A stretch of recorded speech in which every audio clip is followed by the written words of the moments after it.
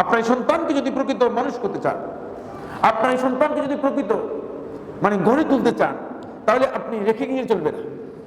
আপনাকে নিয়মিত মনিটরিং করতে হবে, নিয়মিত যোগাযোগ রাখতে হবে, শিক্ষক এবং প্রতিষ্ঠানের সাথে আপনার সম্পর্ক রাখতে হবে।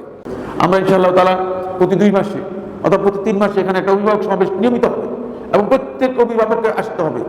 অভিভাবকদের কাছ থেকে আমরা শুনবো, তাদের পরামর্শ নিব, তাদেরকে পরামর্শ দিব। আপনার এই সন্তানকে যদি প্রকৃত মানুষ করতে চান, আপনার এই সন্তানকে যদি প্রকৃত গড়ে তুলতে চান, তাহলে আপনি রেখে গিয়ে চলবে না। আপনাকে নিয়মিত মনিটরিং করতে হবে, নিয়মিত যোগাযোগ রাখতে হবে, শিক্ষক এবং প্রতিষ্ঠানের সাথে আপনার সম্পর্ক রাখতে হবে। কারণ আপনার ছাত্রের ওস্তাদ আপনার ওস্তাদ, এই সম্মান আপনাকে দেখাতে হবে। আবার বলে নিচ্ছি, অভিভাবক যারা আছেন, আপনার ছাত্রের ওস্তাদ সে আপনার ওস্তাদ, আপনার ওস্তাদ। এই জিনিসটা আপনার মাথার মধ্যে নিতে হবে, নিয়ে আপনি সবসময় তার সাথে আপনার ছেলের জন্য ভালো কিভাবে করা যায় শেয়ারিং করবেন, খোঁজ খবর নেবেন, নিয়মিত যোগাযোগ রাখবেন। আপনি কথা মনে করবেন না যে যোগাযোগের কোনো দরকার নেই।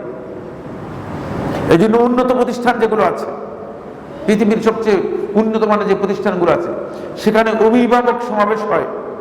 অভিভাবক সমাবেশে অভিভাবক পিতা এবং মাতা দুইজনের উপস্থিতি ওয়াজিব, অপরিহার্য, অব্লিগেটরি, বাধ্যতামূলক।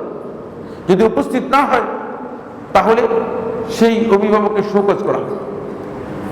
কারণ আপনার সন্তান সম্পর্কে আপনি যদি খোঁজখবর না রাখেন, তাহলে আপনার সন্তানের খোঁজখবর কে নিবে?